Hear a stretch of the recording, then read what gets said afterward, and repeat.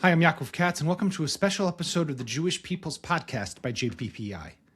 On Saturday morning, the United States and Israel took their alliance to a new level. After 6 weeks of a tense standoff, an American armada moving into the region, fighter squadrons deployed, missile defense systems reinforced, and negotiations with Tehran that some insisted still held promise, President Donald Trump and Prime Minister Benjamin Netanyahu did what few believed they would actually do. On Saturday morning, they surprised the world as well as Iran and its top leadership, launching what in Washington has been called Operation Epic Fury and in Jerusalem, Operation Roaring Lion. Whatever the name, the objective is unmistakable: a decapitation strike against the Iranian regime. Ayatollah Ali Khamenei, the longtime supreme leader and architect of Iran's regional terrorist network, has been killed alongside senior military commanders and top regime officials. Strategic sites have been hit, air defenses dismantled, and missile infrastructure degraded. But this is not being framed just as a military campaign. President Trump has openly said that the goal is to free the Iranian people, to weaken the regime to the point that Iranians themselves could seize control and determine once again their own future. He called it a historic opportunity and one that might not come again so soon. So it's not just another round in this long-time war between Israel and Iran or America and Iran. This isn't just a proxy confrontation. This is an overt, direct battle. And it may mark the beginning of a new era in the Middle East.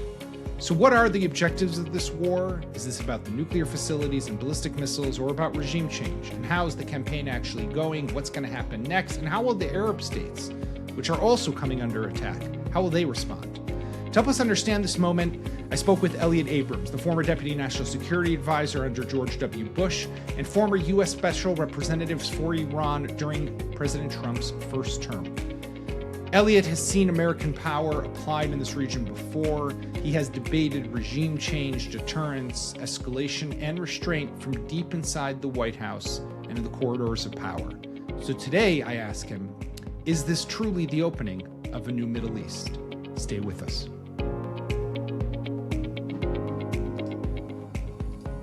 Elliott, thank you so much for joining me on the podcast. Always a pleasure to have you. And we're talking, it's now about 36 hours or so into the war since it broke out early Saturday morning. And I'm curious just for your first impressions. Obviously, Khamenei, no longer head of the IRGC, right. Defense minister, lots of other top officials. Now we're just told Ahmadinejad, the former president, has also apparently been killed in that initial wave of attacks. No friend of Israel or the Jewish people. How do you see, though, the war so far, or this operation, different names, Epic Fury in America, Roaring Lion here in Israel? How do you see it proceeding so far? Well, so far it's proceeding very well if you judge by the number of deaths. I mean, the goal, of course, for Israel and the U.S. is zero. You've had under a dozen. Our combat deaths are so far zero. So that's first. Second, if the goal was to decapitate the regime, then we're doing pretty well, and the we being the U.S. and Israel. This joint operation is proceeding as planned, and layer after layer of the Islamic regime is being destroyed. Frankly, the fact that the Iranians have decided to attack all their Arab neighbors is, from this point of view, a positive development. That is, they will use up some of their personnel, some of their rockets and missiles on them rather than on, frankly, on U.S. bases and on Israel. And they will, one might hope, begin to encourage some of the Arabs to get involved in this fight. So I would say so far things have gone about as well as can be expected.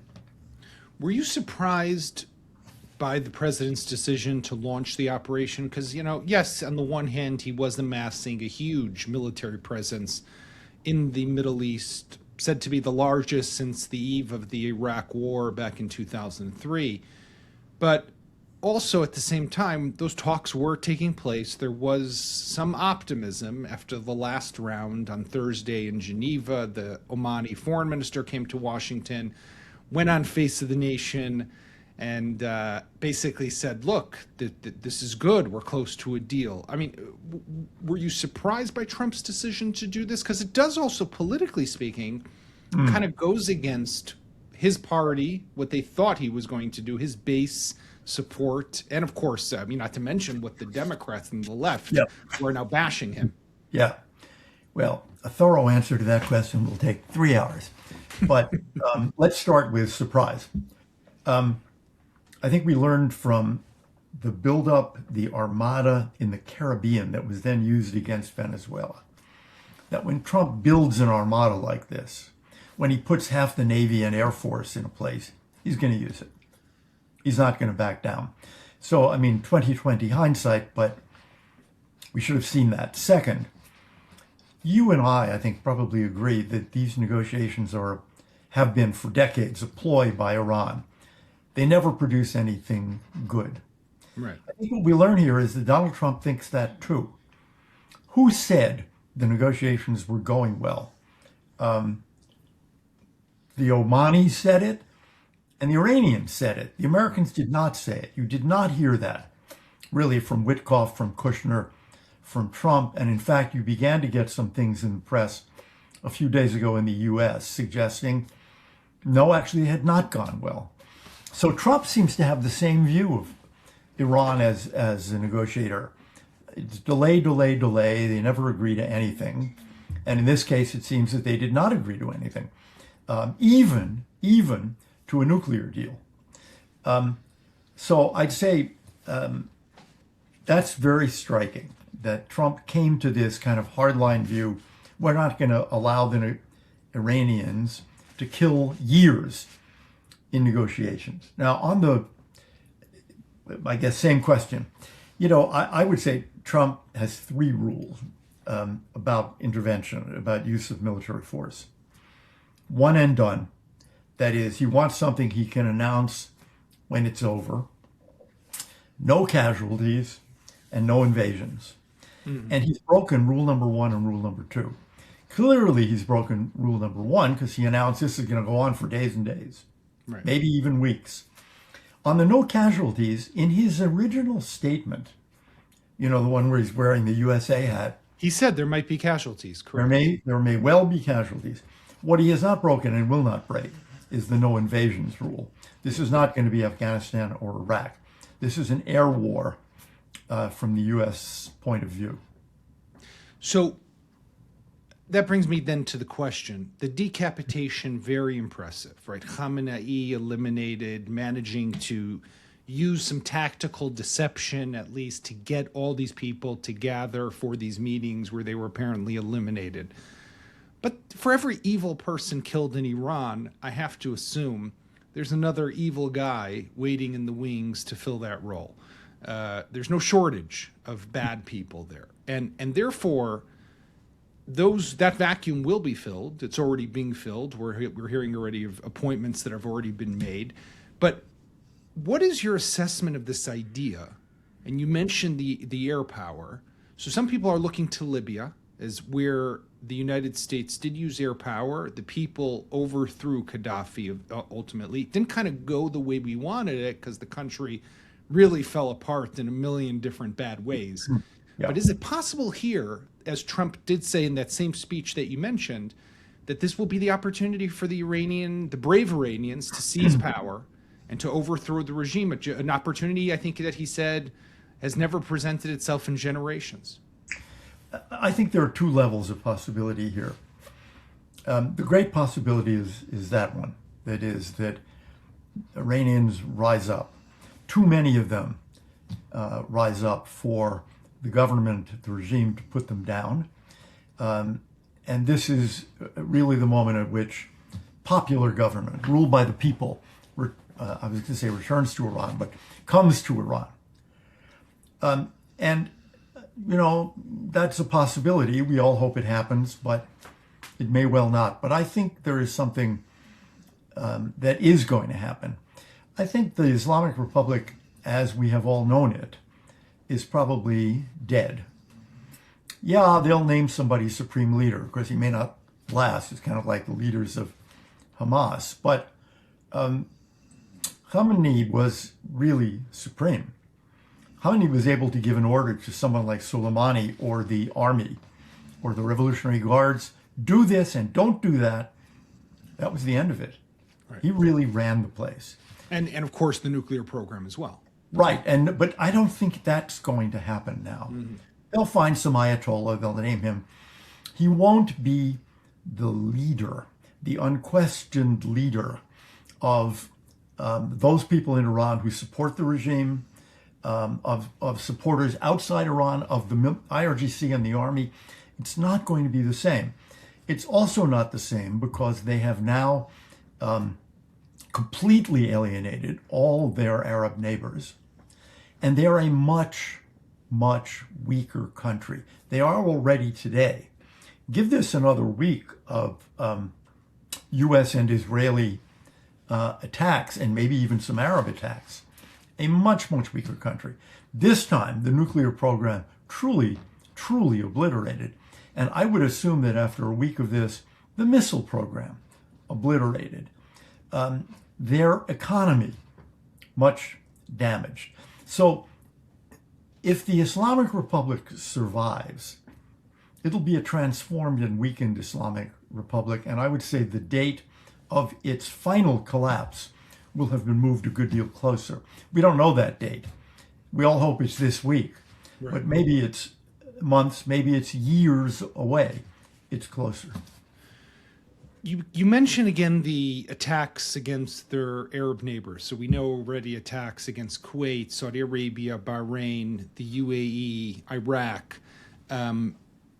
There's two ways that I've kind of been thinking about this. I'm curious your thoughts. On the one hand, maybe it's a sign of chaos. We're out of control. We're shooting in every direction. We're trying to disrupt and destabilize as much as possible. But maybe it's also they want to put the pressure on the Arabs, to put the pressure on the Americans to shut this thing down sooner rather than later. So my question is, how do you view what they're doing? In other words, why not just focus the attacks on Israel? We're the ones they always like to attack. Just keep attacking us, maybe the American bases. And number two is, I mean, look, take the UAE, for example. They have a number of people who have been killed.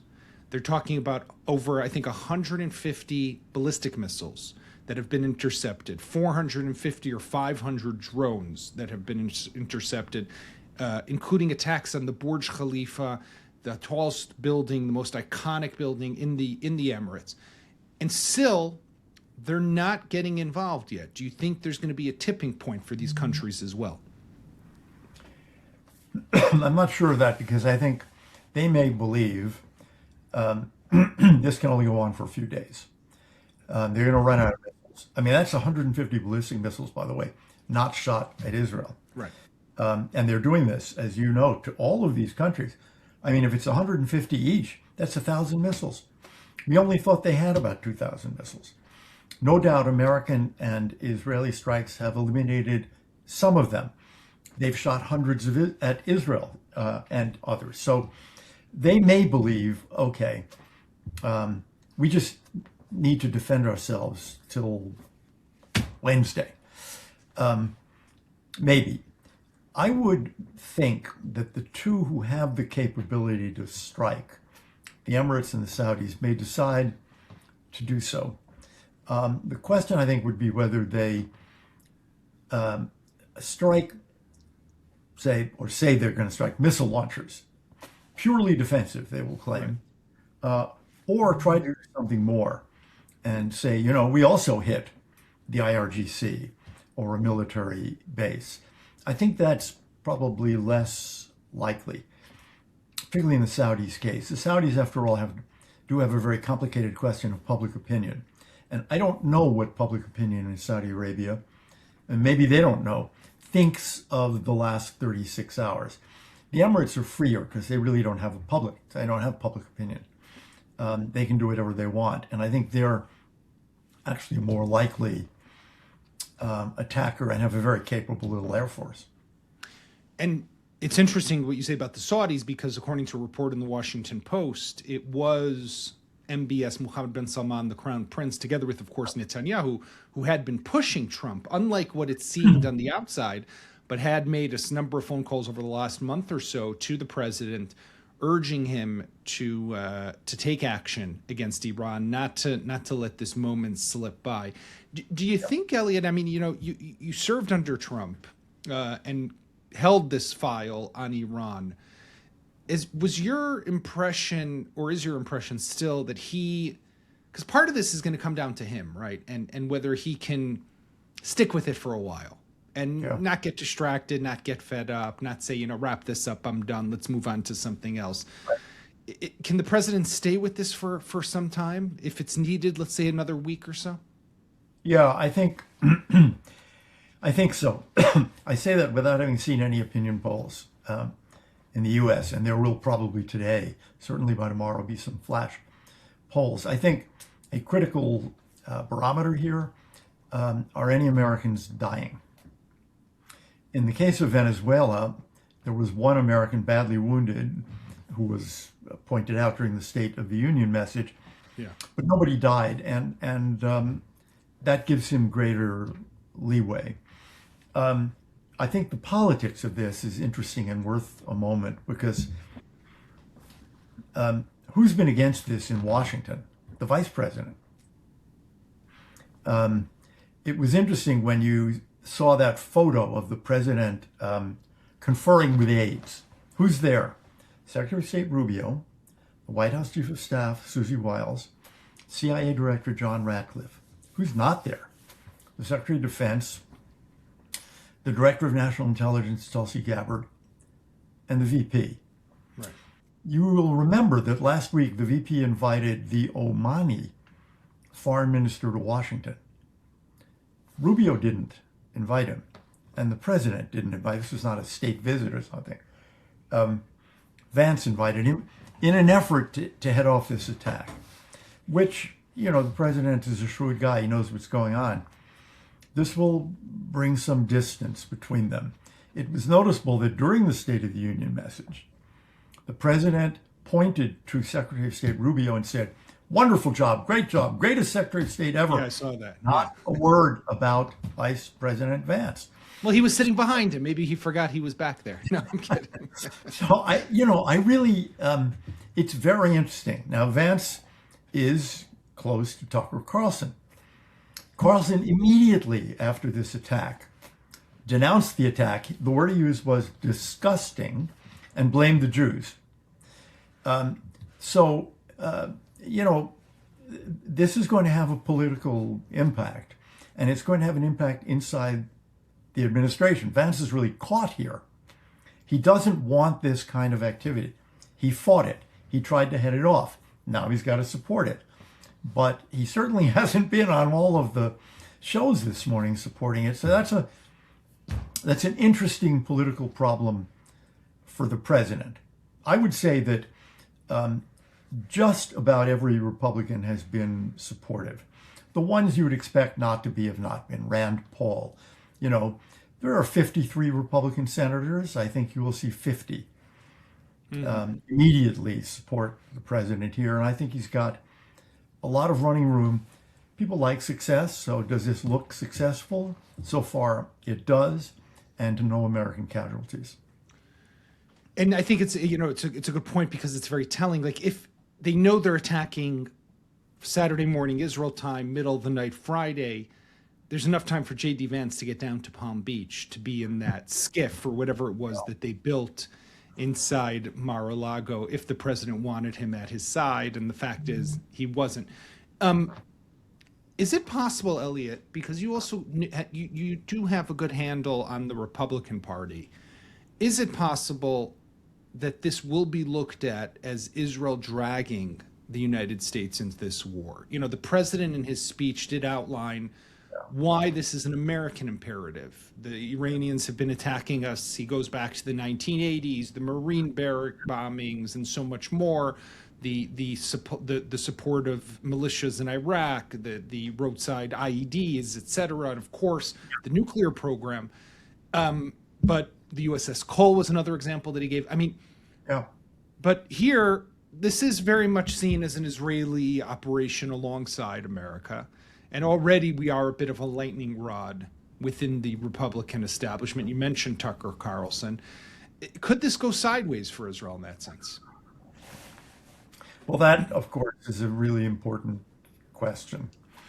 I'm inclined to think that this only deepens that position for people who already hold it, but doesn't lead other Republicans to move in that direction, as they say. Well, you see, it's true. Israel controls American foreign policy. I doubt that. I would think that for more Americans, more Republicans, more Trump voters, this looks like a very close alliance. So again, we have no data on this. We already know the reaction of people like Tucker Carlson.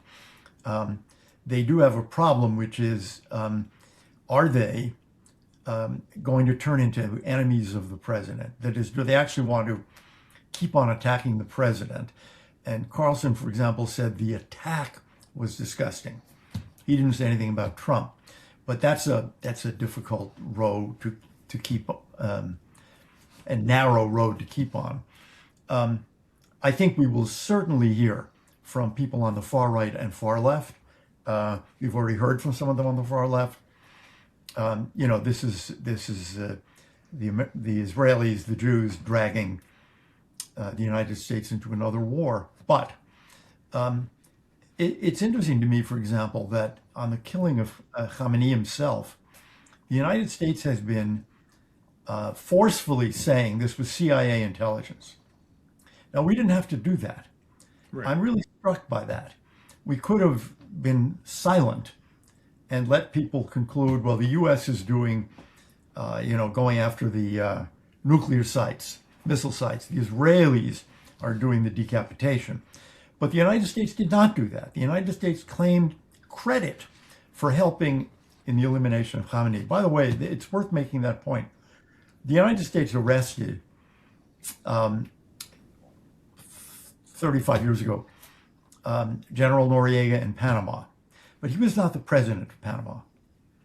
He was a usurping general. And we arrested Maduro. But in our view, Maduro was not the legitimate head of Venezuela. He had stolen the election last year, 2024. Khamenei was, I think you could say, not legitimate in a democratic sense, but he was the head of state and head of government, and he was killed. And that doesn't happen very often. The United States has an executive order against assassinations. Now, this is an act of war, not an assassination in the narrow sense, but it's quite a step to take, and it's one that I'm just trying to think of the last time this happened. By the way, Israel, which has a long record in history of taking out terrorists and Yes. senior terrorists, has never killed a head of state in this way, like what we saw. So it's definitely it's interesting on both sides. What do you make, Elliott, of the criticism from the Democratic Party? We saw Kamala Harris, the former vice president, the contender in the last election, give a very harsh statement that this, against the war, this was done legally. You've heard that from a lot of different Democrats who say the president did not bring this to Congress. He should have sought approval beforehand. Obviously, everything's contentious in America today, and especially issues like this. But is there any credence? Look, this is an old question. The Constitution says Congress declares war, but the president's commander-in-chief. We haven't really done a declaration of war in 75 years, and every president has claimed the right to use force.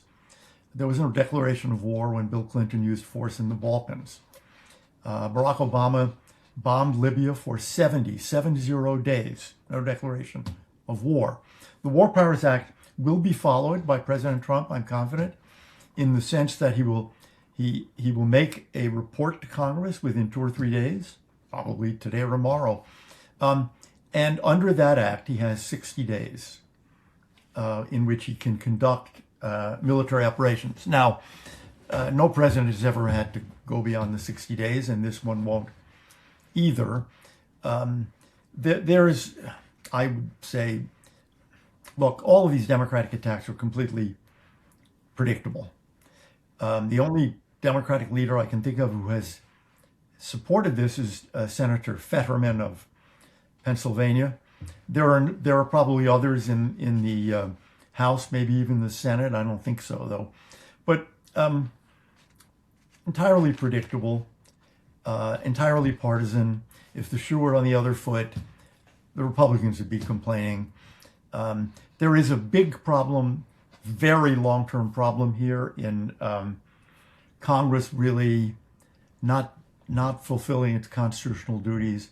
For example, all these shutdowns, inability to pass a budget. This is a big problem. But in terms of this attack on Iran, completely predictable that the Democrats would not support it, and very, very unfortunate, because the president's right. There's a big butcher's bill here. This regime has been killing Americans decade after decade. They are covered in American blood, and they keep getting away with it. And it's unfortunate that there are no Democrats other than Senator Fetterman who are willing to stand up and say it was time to put a stop to it.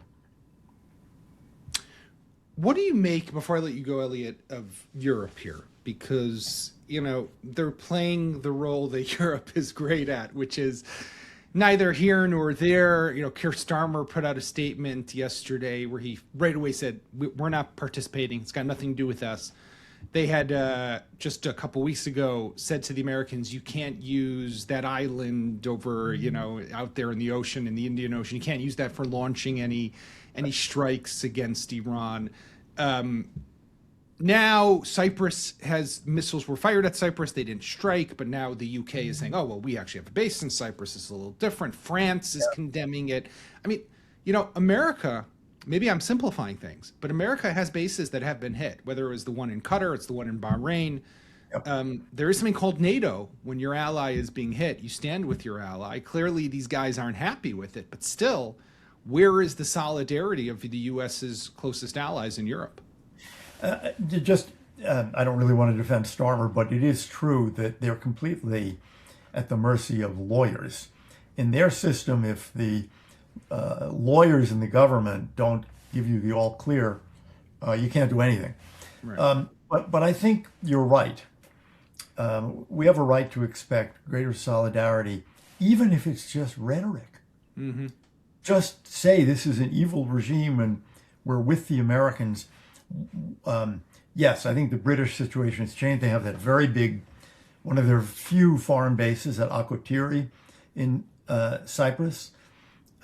Maybe this changes their stance, but I would hope that what we would hear is we don't know what we can do, but we want to be helpful. What they can do, of course, is allow the use of bases in Europe if we have planes coming from the U.S., and we will. By the way, as you and I are speaking, there has been no use of B-2s and B-52s yet, and that may come.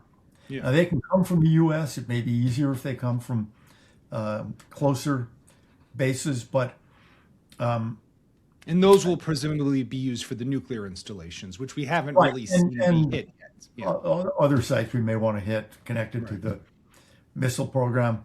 Right. We could also use them, if it ever got to it, to economic targets. It's interesting, before we stop, just to note,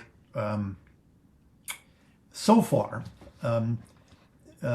we and you are not hitting economic targets, meaning oil export sites. The Iranians are beginning to, or trying to. I gather they tried to hit some power plants in some of the Arab countries, or desalination plants, which, by the way, that's vicious. That's really vicious if they hit any of those. And if they do hit those, then it's conceivable to me that Iranian economic targets will be hit. But I think the Europeans have a real danger here that they ought to be aware of, which is the danger of a lot of Americans concluding, they're not good friends, they're useless. And they may not be able to do much, but they can say a lot. And it's a mistake for them not to show a great deal more solidarity. The Canadians and Australians are doing that, by the way. Exactly. Canada put out surprisingly a very good statement. That's true. Yes. And others should follow. Yeah. Well, Elliott, always a pleasure to have you with us. Thank you so much for joining me today. And to all our listeners and viewers, stay with us this week. We'll be giving you hopefully some daily updates here on the podcast of everything that's happening in the current ongoing war between Israel, America, and Iran. Thank you.